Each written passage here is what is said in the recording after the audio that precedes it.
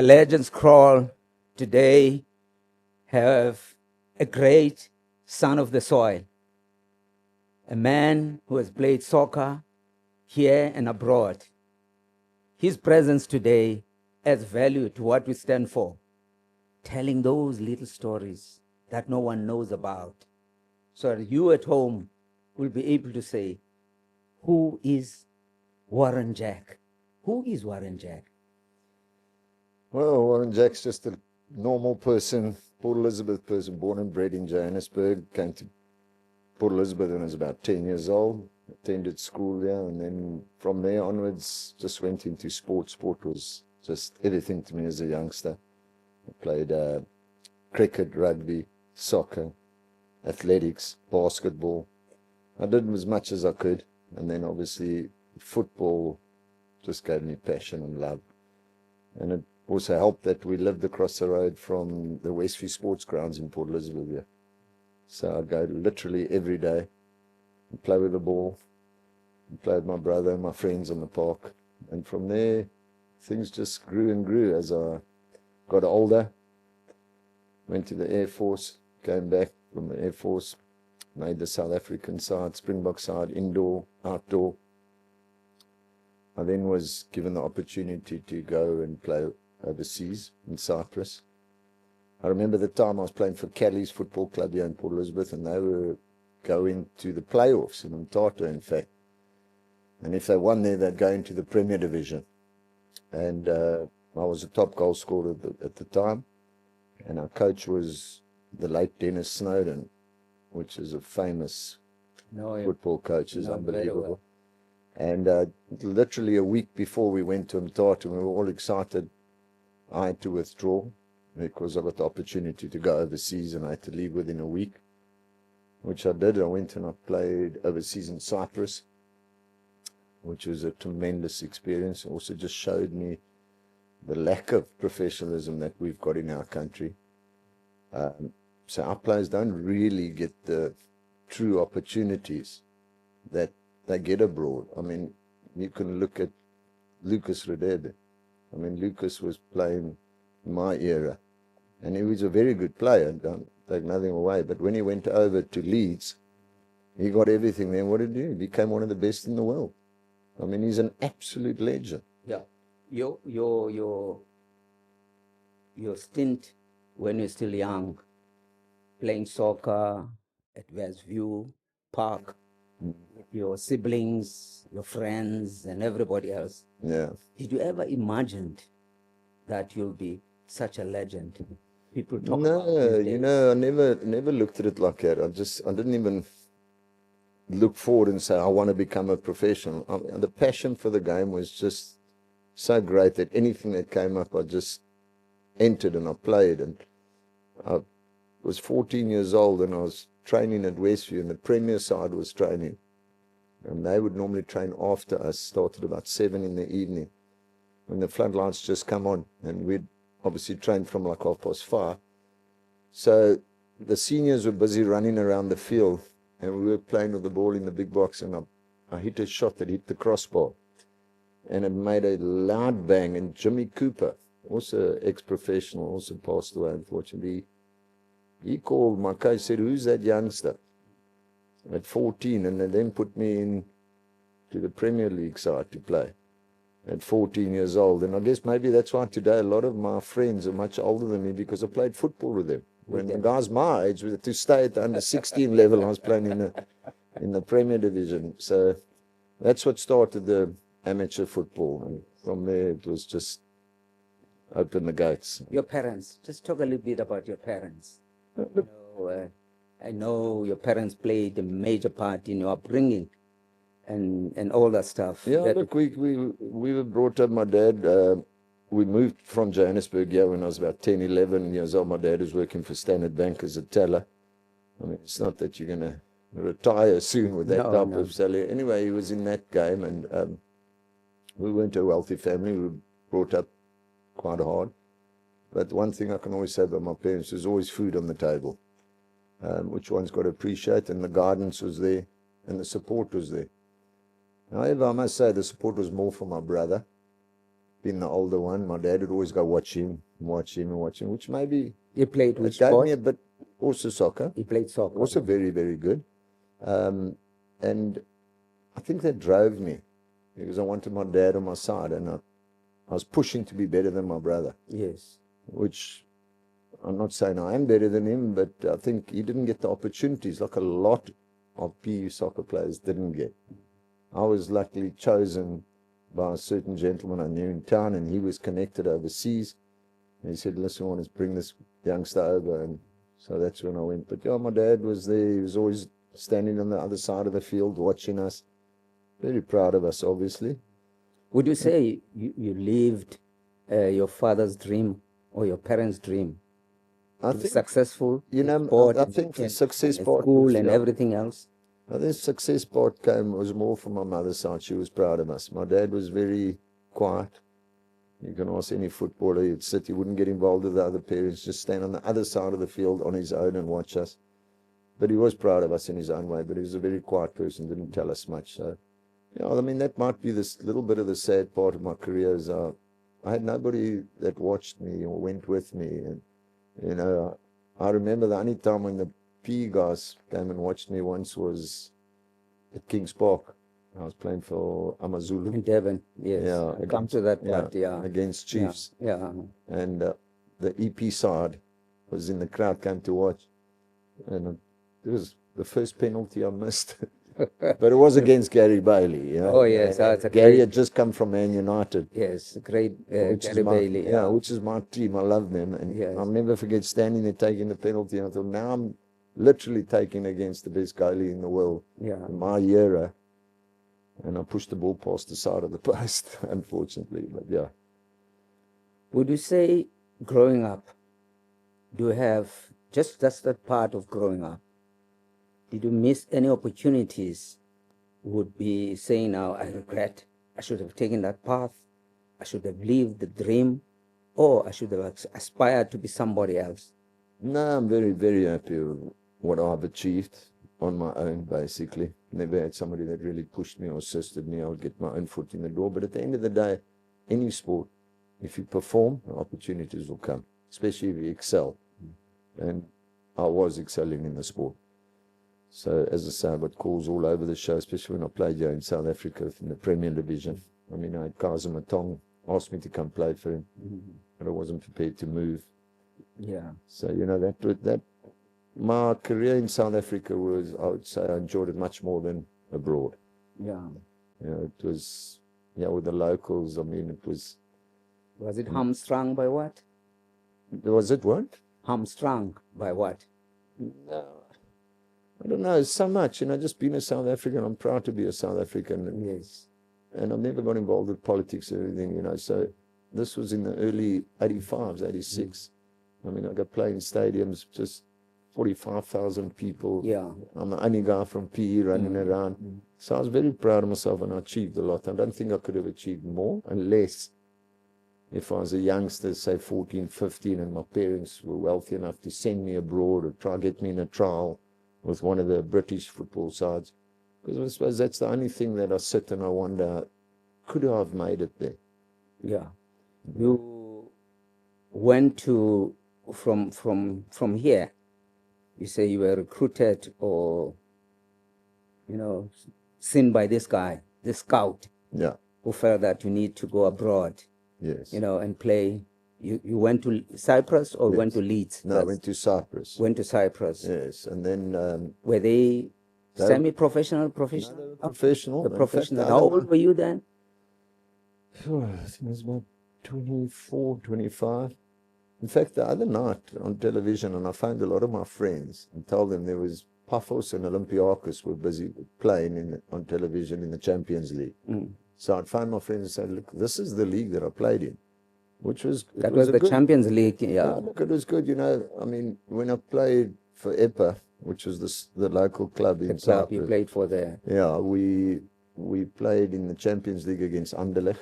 Yes. Which they beat us.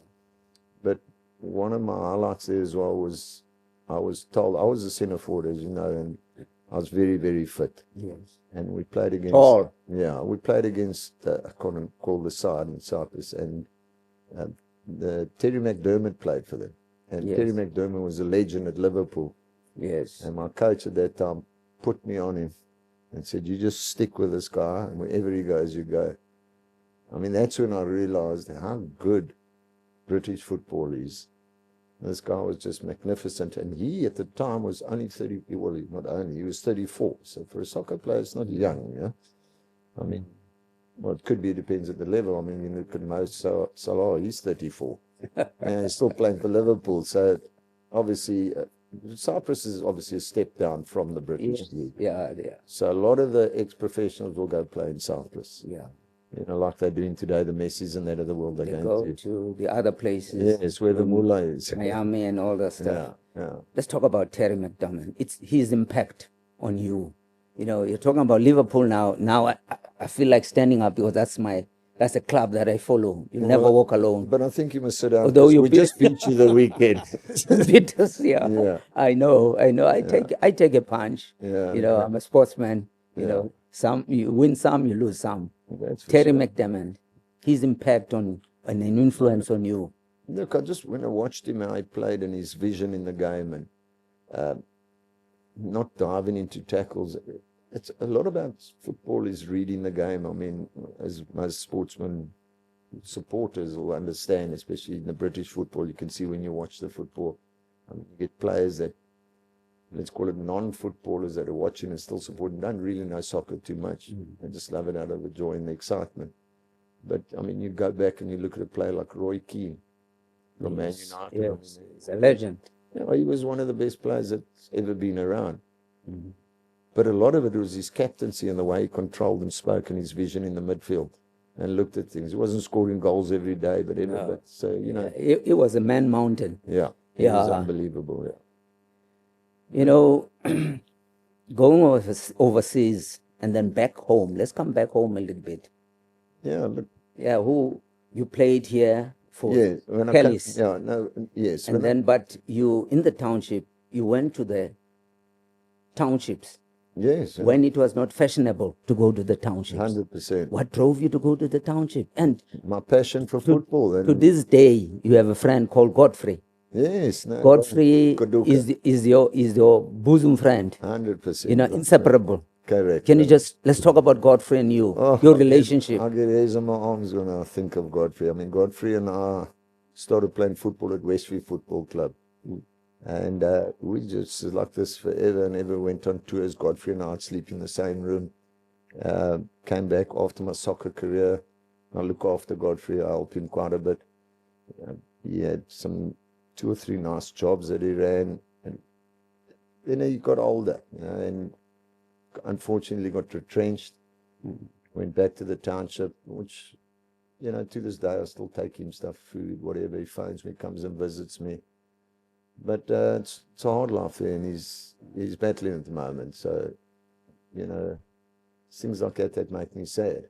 And a man like that, such a good man. And the goodness of your heart has made you not to forget him. You still go to the township and bring him certain nice things and talk about our old days, and we go the out past. and take to the Wimpy or whatever, and we'll sit and just talk about the good old days. Yeah, but like someone like Godfrey, I mean, Godfrey was a tremendous football player as well, but didn't get the opportunities. So, yeah, I go to the township a lot to see quite a couple of my friends, especially in the Warmer township, because I live in Warmer there now.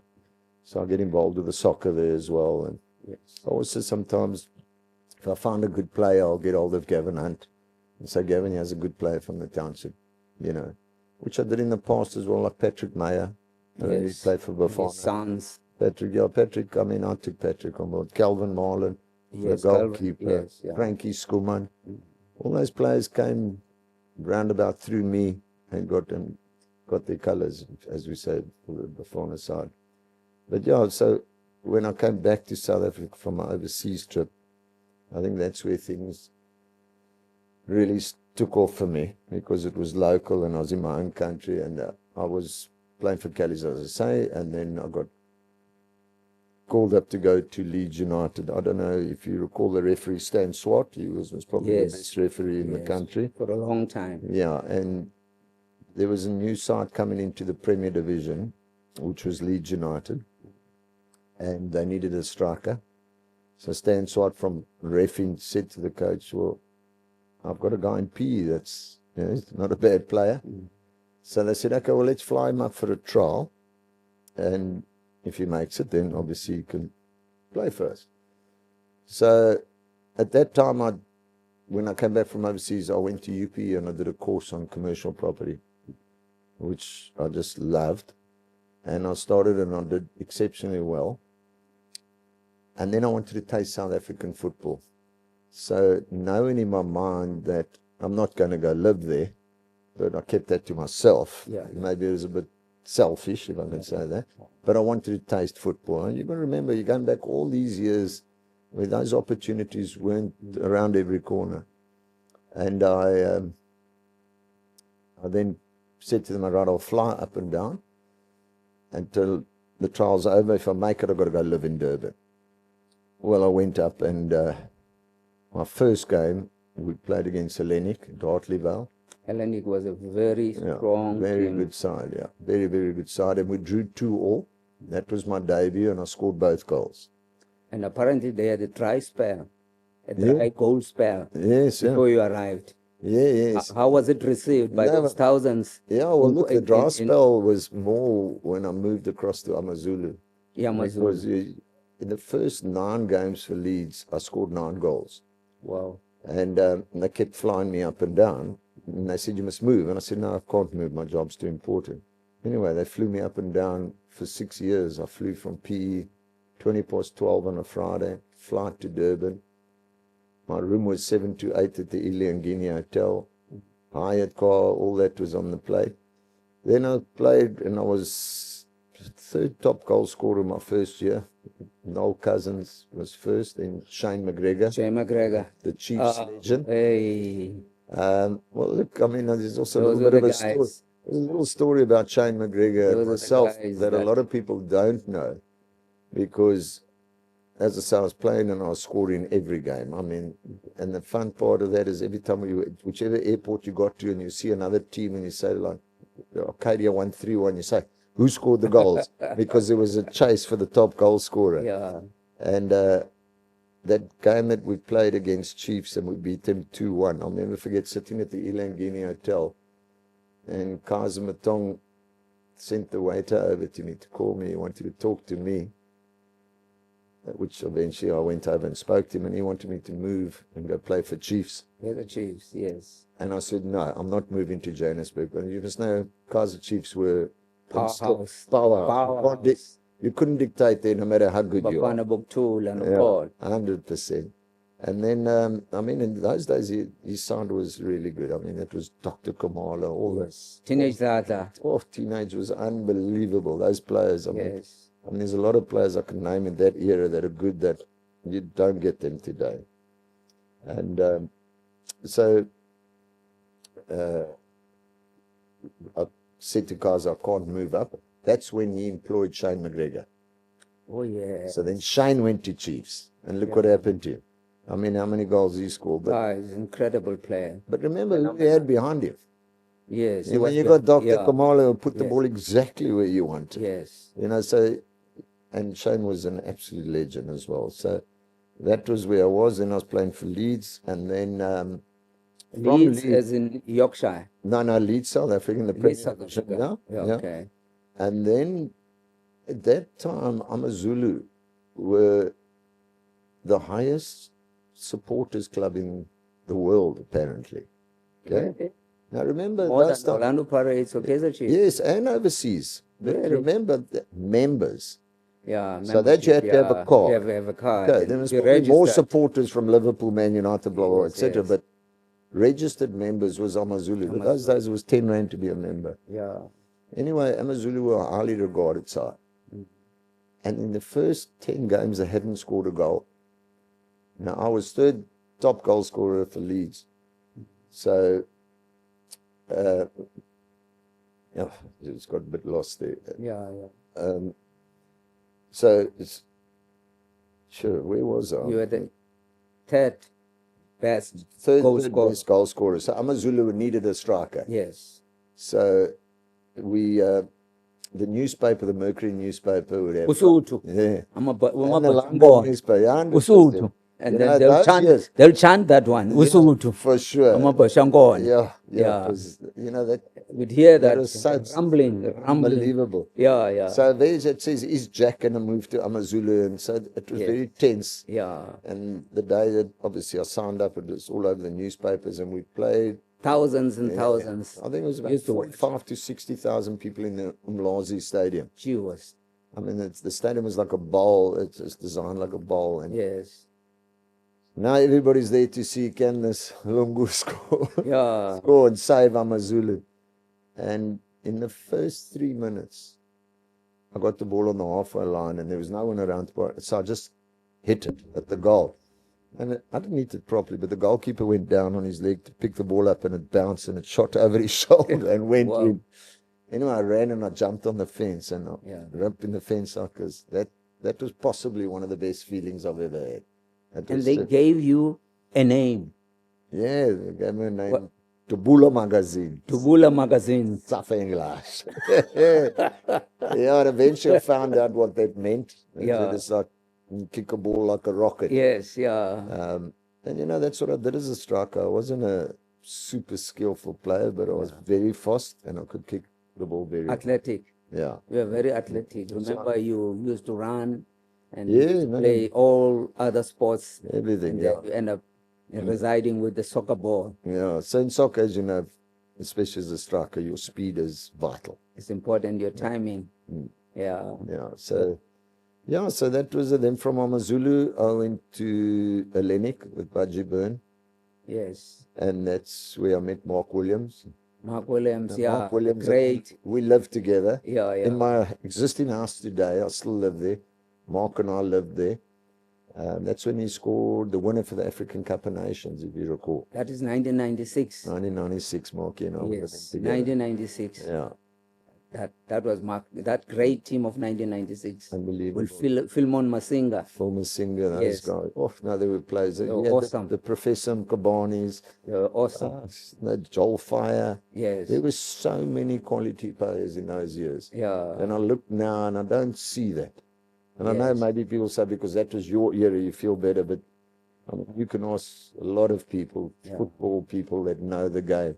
I mean, those years the players were phenomenal. I mean, Jomo, I played against Jomo. Yeah, Jomo Sono. Yeah. Wow, yeah. wow. The maestro. Yeah. Yeah. I still speak to him today. Really? Yeah. Yeah, he's a wonderful guy. All my soccer connections I've You kept over them. the years. That is good. And, you know, Yes. we still talk. I mean, Gavin and Hunt and I talk a lot. Yes, yeah. Neil Tovey, remember that Neil Tovey was centre Yes. back? Yeah. He was my captain at AmaZulu. Okay. So, yeah, I mean, I've enjoyed my career, and now I'm in the property industry, which I love, and I've got a family, and Yeah. everything's great at the moment. But I've worked hard for it, I haven't sat back, and Yes. and I've put a lot back as well, Yeah. which I believe is always good. Put back and you'll receive, Any local team you have played for here other than CCF Callis from that location? Here you have played for here in Port Elizabeth. Yeah. Any other team you have played for? Yeah, look, I played for Striker Royals. Is it? Yeah, I can't even remember the name, but I used to play in some of the sides that people don't even remember in the townships. And you play on sand. And Playing at and those pitches in the township, ash pitches. How was it? unbelievable. No, it was obviously it's not great to play on it, but it happened. I because mean, abnormals. unbelievable. I mean, I played on a pitch in Witbank. Yeah. There was not one blade of grass on the whole field. Small Bumps protruding and stones. 100%. But still, those players, they had Yeah. the skills. And I think that's where the players from that era got a lot of skills, because they were playing on surfaces that were like not playable. Let's use that terminology. So they got used to it, and skills and controlling the ball and all this. Now today it's like playing on a carpet.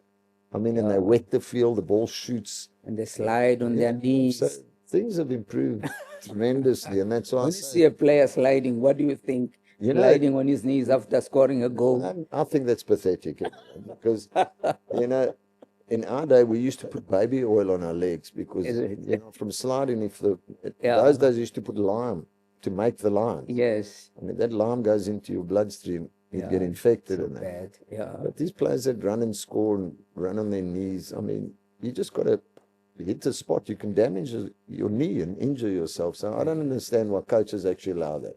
I really don't, because of the amount of money that's been paid for those players. Yeah, yeah. And he can run to celebrate and to his knee, you know. But I mean, you know, when I played, I was score a goal, go back to the halfway line. It's not like today they celebrate and go crazy, you know. So things have changed, but soccer is my life. Saturday, you can't get me anywhere. I will get on my couch and I'll watch every single game. Although Man United's my side, Yeah. but I love football. The son didn't follow after you? No, I've got two daughters. You've got two daughters. Yes, yeah. Is it Colleen? Caitlin and Laura. And Lauren. Yeah. Any sporting genes? No. The one's now an international model, which Wow. clearly gets it from her father. Believe me. I beg your pardon. I'm going to phone her mother. And then the other one is busy with psychology. She's doing her honors in psychology. Wow. Yeah. And then my wife, she runs my business basically. Yes, yeah. And she does all the admin, looks after everything. I just concentrate on the sales and on the brokers and that sort of stuff. You know, as we are talking about your life as a soccer player, you know, your adventures, your successes or achievements, and driving up Cape Road, you see, or any other street, you see Warren Jack. You know, do you sometimes wonder whether these people know who this Warren Jack? Yeah, look, They look at you as this property monger. yeah, they don't But see. They've never seen you play. No, often when I'll sit and talk to clients and then I'll tell them, well, I played professional soccer. Really, they want to know. So, yeah, PE people know me mainly for the property industry that I'm in because of the boards everywhere. And I've been 35 years or so been in the industry. So I think we've captured the industry. I've got a great team of brokers. So my business has turned out to be highly successful. My family's highly successful in my history of my football. So I think I've done my job as well as I could have done. But yeah, I mean, I love PE. I'll never move out of PE. I get often asked to go to Cape Town most of the times, to go and open up in Cape Town. That's all. I love PE. You know, I thought also, when you said you played for Leeds, I thought it was the Leeds in Yorkshire. No, not that Leeds. It was the Leeds in Devon. Yes, yeah. Oh, that's the one. Yes, in the Premier Division. Yeah, in the Premier Division. And when you used to fly out, I believe you'll train here and go and play. Was it in Cyprus? No, in PE. So From PE yes, to Durban, not PE to go overseas. No, I had to live there, which I got a little bit homesick when I was there as well. You know? Which part of the world were you in Europe? No, from Cyprus we would travel and play all over. All over, yeah. London and wherever our games were played. But 90% of the time was in Larnaca and in Cyprus. But as I say, I really preferred my South African history and football rather. Yeah, I enjoyed it. Far better, just in your own backyard, your own people. The supporters were fantastic. I remember going to games when my car was boxed in by other cars and the supporters would come and see me standing there and they'd just bounce the other cars out the way.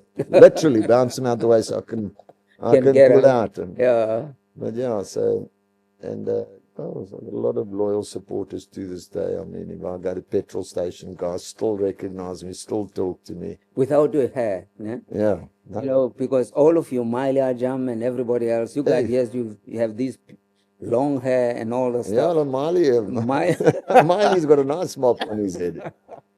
What happened to the mop? What happened to the mop? Stress of property. There is another aspect in your life when you look at how you have, migrated over all these years, and then 2010 came, the World Cup. That was The phenomenal. honor that was bestowed on you. Yeah, look, and Mali, we were, And Miley, yeah, you became ambassadors. yes, the Manus ambassadors for the 210 World Cup, which was great because obviously I'd commentate on some of the games with the guys, but meeting the people, like, I mean, I met David Beckham face to face, Paul Scholes. I beg your pardon, Sir David. Sir Yes, David Sir Beckham. David. Sir David Yes, Beckham, yes. yes. You say it with a nice slang. Yeah. And then also Michel Platini, which a lot of people won't great even guy. know who that was. Great guy. He played Great for guy. France, I know. one of the yeah. best that the world's ever seen. Incredible player. Yeah, but he was part of the organization of the World Cup, so I Yes. spent a lot of time with him. Sepp Blatter, Yeah, so met all of them, met all of them. all the guys. It was great, but the best was meeting the actual players. Yeah, When I yeah. met David Beckham and Paul Scholes, the three Paul of us Scholes. stood and were just chatting for about 10 minutes. It was Why did you choose the Man United players, Paul Scholes and Beckham? Those are because they're the best. I, No, they were Those- just there at the time when I was, yeah, yeah. you know, just walking. Who else was there that Well, made your all the- day? Oh, look, I saw all the Euros, but you know, you don't approach them. They focused at the time because we didn't mainly meet them as they've come out the change rooms, going towards the tunnel. Which, you know, as a player, you've got to be focused. So you don't want to interfere with them and say, "Hi, I'm Warren." You know? Yes.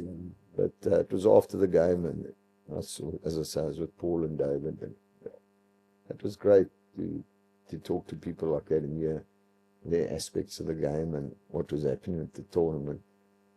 So yeah, it was great. And then I also went to the World Cup in Germany, the World Cup final in Berlin. Berlin. Yeah, when it was Italy, France. Remember when what was it, Zidane Yeah. headbutted Headbutted somebody. Materazzi? Yeah. Yeah. I watched that, and then Thierry Henry. Those were Yes. real legends. That Oh, Terry. those Arsenal were, player. those were players. Unbelievable footwork. Yeah, but that was a great, Goal scoring machine. unbelievable. But those were the good experiences that my soccer has brought, Yes. giving me opportunities. Yeah. Like, but I'd say 210 was better because when we were fully involved with everybody, and yeah, so I met a lot of people, saw a lot of things. 2010 was a great achievement for the African continent. For sure. It You know, was, hosting the FIFA Soccer World Cup for the first time, no, it was a tremendous- unprecedented. And when you look back, its impact and influence on our society and on sport in particular, what would you say it has, you know, did it manage to make any paradigm shift towards the sport or grow the sport? Look, I think it grew the sport. Everybody was excited that now as the South Africans, we can get the opportunity to see these great players and to host a tournament, which everybody thought we were going to fail. Let's face facts. And I think they did a tremendous job. In fact, the only disappointment I had from the World Cup was I don't think the locals got involved enough. You know, like when I was over in Germany, for argument's sake, you walk down the streets, you'll have the Italians sitting there with their deck chairs and their coat of brine, and everybody's just festive, and there's flags everywhere. And young P in particular, it was hard to actually see that the World Cup was here. You know, I would have expected. Except the stadium. No, the stadium was tremendous when you Yeah. arrived there. Yeah. But everything else, the streets, I mean, yes, we all put South African flags on our mirrors of our cars and that, which was great to see. But I felt there should have been much more, and we should have embraced it more, because it was something that, I mean, as we know, we've never seen before. Yeah, you got the World Cup in Port For the Elizabeth. first one. Yeah, For the first Yeah. time ever. ever. In Port Elizabeth, we've got all these legendary players and Yes. countries coming to us. Yeah. I thought it would have been marketed better. Let's use that terminology. Yeah. But other than that, the games are great. Our stadiums were great. No incidences. I was very proud South African at that time. I think in Europe, I think the Europeans, there are more World Cups played in Europe. Yeah. Than Yeah, it's cool. more like a European World Cup all the time. You find that as they play in Germany or play in England or play in Italy or in France, you find that, you know, all of them, they take over. They are kind of, you know, monopolize everything. Yeah, look. And then for us to get that opportunity in 2010, you becoming an ambassador for me, that was great coming from PE and flying our flag and all that That's stuff. great, yeah. I was very privileged, I must say, and very proud as well. Yeah. Still got my blazer and all that I was given. Yeah, so I spent a lot of time with Marley. Marley was also a very good player. Yeah. Very good player. Did he play alongside you, against Yes, you? we played a couple against each other, with each other. But yeah, Marley's another player. I mean, that guy, he also didn't get the right opportunities to go abroad when we were younger, yeah. But we're happy with what we got and what we did, you know. Did you play against Bobby Williams? Yes, I know Bobby well, yeah.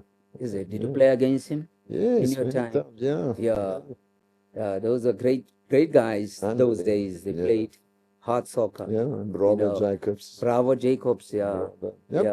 He's got some serious legends. I mean, the late Shaunton Clark was possibly one of the best players we've had in Port Elizabeth for sure. Yes.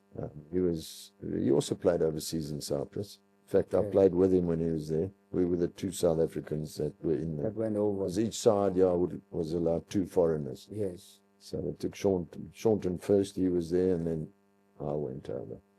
Yeah. You now have 2025 to 2026. We're going to 2026. The captain is a Port Elizabeth born and bred boy. Unbelievable. Renan Williams. Unbelievable. Unbelievable. He's a really, really good player there. Really good player. Captain of Bafana Bafana. I mean, imagine how proud he must be. We're all proud. And qualified going again. Yeah. And, we're all proud of him achieving that milestone. That's for sure. Yeah. But you see, it's players like him. There's lots in Port Elizabeth. There's lots. How can you unearth this raw talent? These rough diamonds. How can we do that? It's the simplicity is the scouts have got to come here and have a look at it. I mean, I remember when I played Premier in South Africa, I was scoring and I was the name in the Premier Division. And there was a guy by the name of Norman Elliott that owned Durban City. And he also played for Durban City. And he turned around and he said, you can't only have one person that comes from PE that's good. Yeah, a team is made of 11 players. So then he came down here and he took a couple of the players, mainly Kelly's players, Markie Don, Van Velgen, Claude van Kersberg. So a couple of them from here went there because exactly what we're discussing. Norman said, you can't only have one good player from that town. There must be more. Yes. So he came down, but for a short stint and picked 4 or 5 players. They went and they played for a short period and came back. But you need scouts to come in. And we need to have tournaments so that these players from all different sectors can be seen. And that's what it is. But to be a scout nowadays, you've got to be registered. It's not easy. Not any Tom, Dick, and Harry can just become a scout. So that's all me. I'm not going to go through the effort to do all that because, as I say, there's not much that happens here. But if I see somebody, I'll get hold of Neil Tovey or Gavin.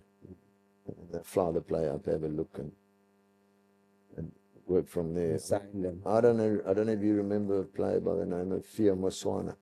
Yes. Theo was also one of my players that I found. Wow. He came and he played for Kelly's, was tremendous. And then I got him to play against Sheffield United. They came from overseas and came down here. Played in Cape Town. And Theo played, unfortunately, didn't do the best. Yeah. And I think it was stage fright more than anything. Same as another player of mine and friend of mine, Sydney Guala. Yeah.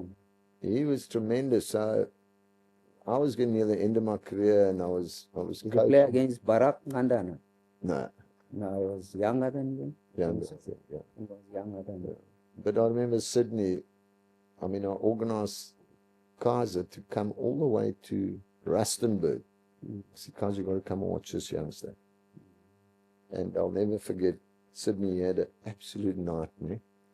Shame. And when I walked into the showers, Sydney was just standing in the showers crying. It was sad.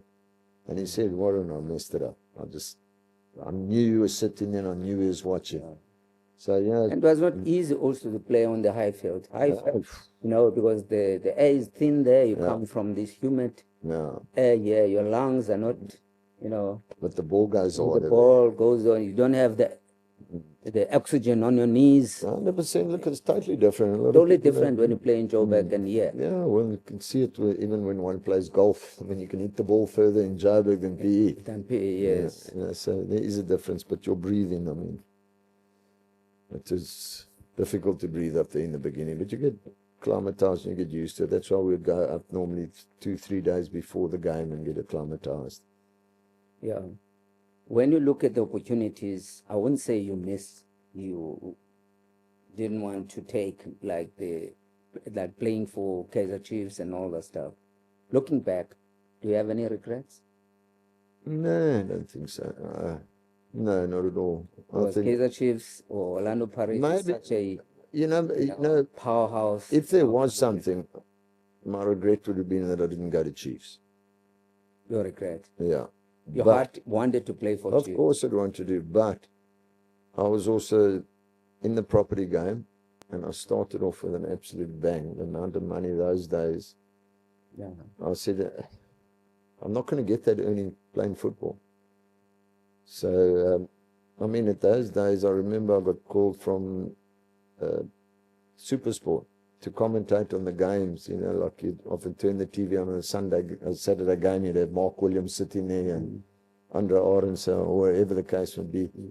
And then they said, you'll get X amount per sitting, and you'll get 2 games a month. And I said, no, I mean, I'm earning more in the property sector.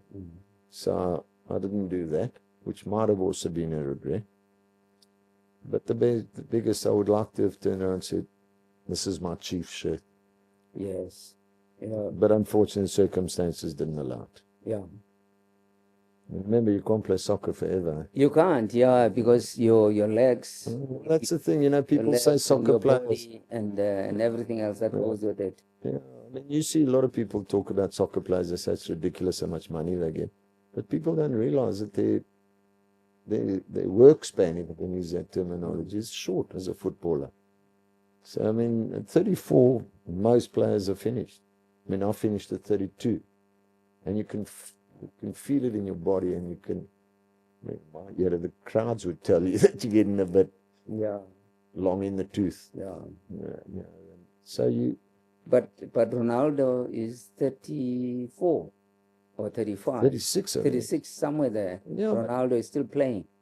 Yeah, and that means that it's the science at the moment, or is the food that they're eating? No, it's discipline. It's the discipline. It's discipline. I mean, Ronaldo and those guys, they'll train every single day. And Messi, they're still playing. Unbelievable, yeah. They're great players, but you get slower. That's why Messi and them are gone. And Ronaldo, you can see he's not the player he used to be, but he's still great. I mean, he played for Portugal the other night, and he played well. But as I say, those guys have got everything. They've got all the professionalism, everything, the training, the diets, everything is there for them, and that's their lifespan. So I mean, but as I say, he's a rare animal. Yeah, he's unbelievable. I mean, people talk who's the best, Messi or Ronaldo. Yeah, I mean, they are both great. No, but they're both great. But me personally, I think Ronaldo is better because Ronaldo can header, he can tackle, he can use his left and his right foot, and he's fast. You know, where Messi's not the best in the air, he's not the best with his right foot. But with his left foot, he just can't get better. Yeah. Unbelievable. Short little sprints. Now, as you get older, you can't do those little quick little sprints and moves. Your defenders or whatever will pick it up much easier and quicker. Your name is imprinted in the people's hearts in the townships, you know, for the role you played then with the likes of Godfrey and Riva those days, Riva M4, and then also Silo Headbush. Silo, yeah. I see Silo a lot. I spoke to him on Monday, in fact. Silo must and Mark, his brother. Mark, yeah. Yeah, so I know the whole Headbush family well, but Silo's such a gentleman. Yeah. Yeah, it's imprinted. It means your legacy lives in the township. You know, way before it was fashionable. 100%. You know, people are scared stiff now to go to the townships. You're not scared. No, you know, because of the love of football you had. Yeah. And then I mean, you embraced everyone. 100%. regardless of the color. I literally go into the township every day. Yeah, I take my domestic. Shame she's old like me now. yeah, So I don't like her to walk home. I'll drive her right in the back, and then I'll come, and then I'll stop at a Shabin and have a beer with the boys. They appreciate that. You know, we're sitting on drums, and we're sitting on bricks, and we'll talk football. And we'll have a laugh or three, and then off I go. Yeah, so those type of things are things that I really cherish. Yeah. And none of my friends, and nobody knows that. So I do that because I want to, and out of love. I'll go sit in the Shabin. A lot of people do it falsely, you know. Yes, yeah. But they're my friends. So, yeah, like I've got other friends. So, yeah. But, yeah, I mean, I've had a good career. I'm very happy where I'm sitting. Look where I am today. I'm sitting with the famous Zola. No, I'm a small ant. Small fish in a big pond. Yeah. You know, Warren, the incredible work we have done and the role we have played to uplift the sport you love most, which is soccer. You know, it's written all over the show, and that's why we're hosting you. Thank you very much. Would you call yourself a legend? I would say yes, actually, in the football sector, yeah. I've done what you call other legends, where they've been, I've been. So, yeah, I think I've done my role in the football. Okay, let me use the race name. Why didn't you break through? You are a white person. There was a white team that played soccer those days. What made you to bounce off the ceiling and not to get through? Because there are players who played for the white teams, which is the national teams those days. Yeah. Well, I mean, You went to the army, you did everything. Yeah. That was supposed to do as a young South African. Yeah, well, I did. I mean, still don't know why they even had it, must be honest. I went to the Air Force, and I literally was there for 2 weeks, and then I just traveled for soccer. And I came back to the army. Those days you'd do, I think it was 6 months basics or 3 months basics. I came back and everybody was gone already. So I was just on soccer tours all over, because I first made the South African Air Force side, then I made the South African Defence Force side, then I made the Currie Cup side. So, and these were just tournaments after tournaments. I came back and, yeah, everybody was gone. And from there, I had an opportunity. I got a friend, there's a colored gentleman, his name's Errol Hughes. He bought the side Leeds United in the first league. Yeah. And to this day, we see a lot of each other. He's in PE now. And from there, I met a lot of guys in Durban, in Wentworth, and in Umlazi. I mean, those days, a white person didn't go near Umlazi. But I would go in there, and I mean, when my first game for AmaZulu, I'll never forget, they I don't know what the word is when you get somebody in the first time, not initiate somebody or whatever, but I played for AmaZulu, and they took a debut. Davey, yeah, and I went, I'll never forget waking up on a Saturday morning in Umlazi, and I was sleeping in the garage on a mattress, the roller door down, and two guys sitting outside watching the garage that I slept peacefully inside. You were sort of Induna. Yeah. Yeah. But, yeah, so, I mean, when last did you go to AmaZulu? Now are playing well. They're coming stronger. They're coming stronger. They're coached by a legend also. Yes. Yeah, they're coached by a legend, and I watch them from time to time. Yeah. You know. You see, well, I'd like to make contact with these guys, you know, especially from the sides that I played, and get hold of them. I mean, at the time when I was with AmaZulu, Clive Barker was our coach. Yeah, the great. Yeah, the great. Legendary Clive Barker. Yeah, then his son also is a coach now. Yeah? Jeez, with AmaZulu, I remember going to training one evening, and the supporters believed that they owned the club, and obviously the club themselves and the owners, friction. I mean, we'd go to training and we'd have guys standing around the field with AK-47s protecting us while we train.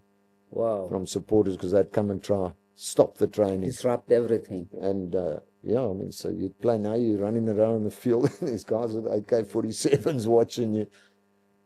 And then another interesting part was the Muti part. Or did you do something? Yeah. I I mean, can see there's still something on you your know, forehead. yeah, you know the one day, one day we're sitting in the change rooms, and I always used to polish my boots before the game. I Yeah. had to look the part, The part, yeah. and I was polishing my boots, and a piece of the polish fell out. You know, when you put a brush in, so I took it Yeah. and I put a mark across my face here. And I can't remember who we were playing, but anyway, we won. Yeah.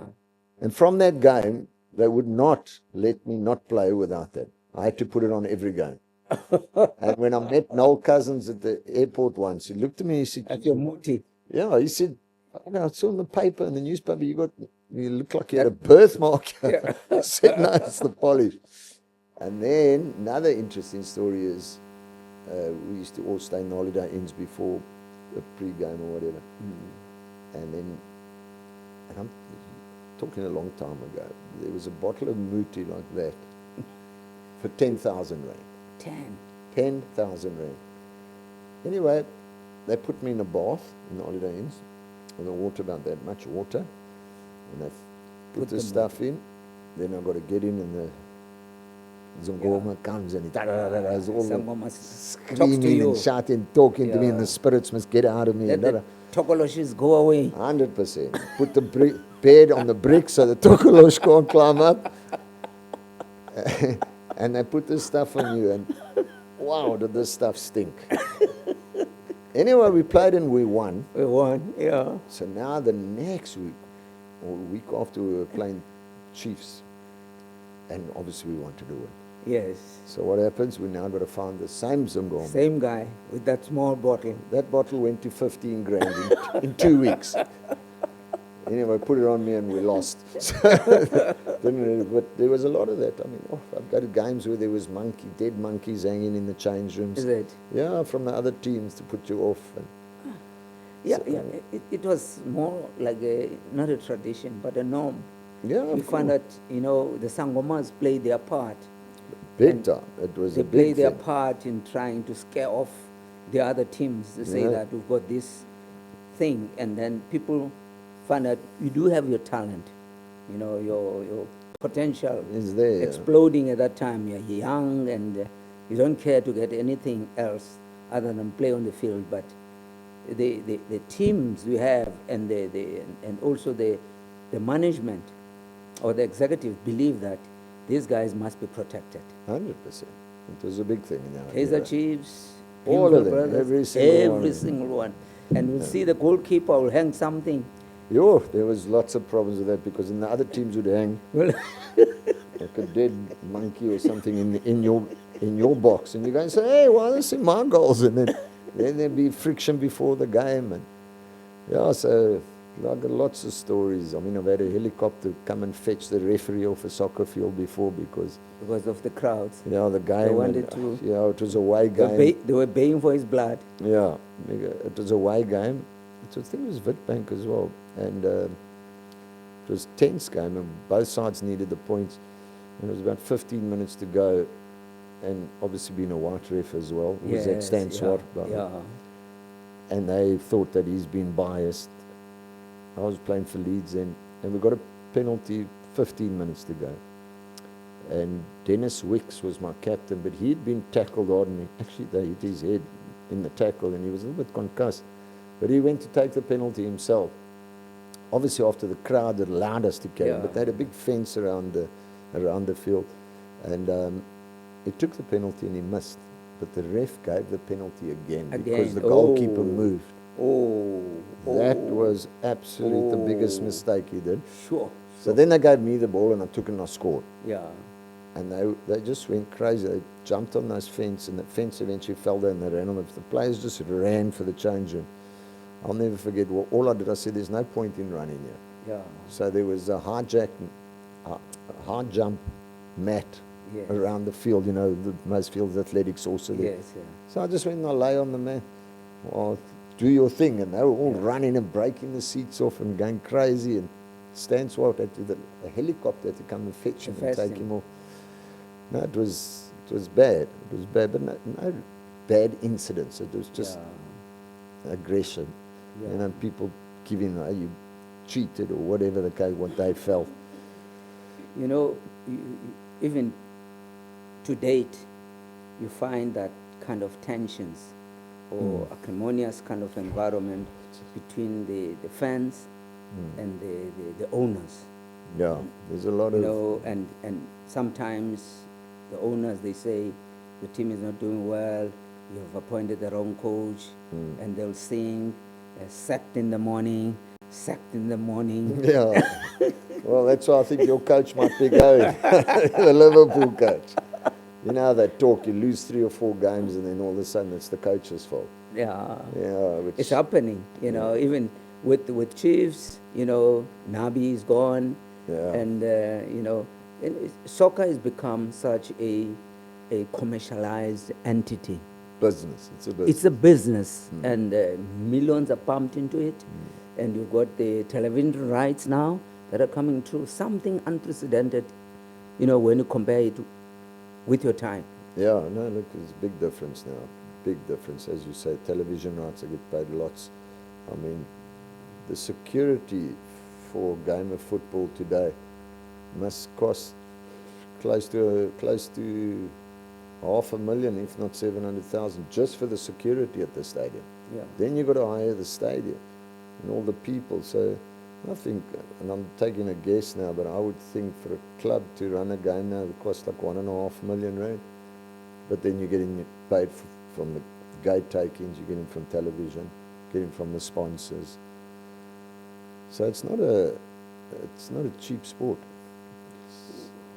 You have no dream or aspiration to have your own club. No, but I think I'd like to get into coaching again. But I want to coach juniors. When I say juniors, maybe the under 16 area, because I want to coach on the ground to breed players and send them away when I get somebody. You know, because then to win a local league in the amateurs, it's very difficult. There's not professional referees. I mean, you'll have some father refereeing or a coach refs. So it's not the same. How would you love or like to be remembered? As a legend.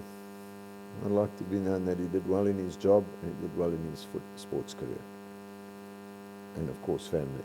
So I've achieved all 3 to date, but I'm not finished. I'm carrying on. Now I'm an old man, I play golf. Yeah, I won't talk about your handicap. Ladies and gentlemen, that was Warren Jack on the Legends Kraal. We have more or less a tradition here where a legend signs this ball of fame. Your honors is yours, and thereafter you can sign the flag, the national flag, which is, it's a shield that protects us all the time.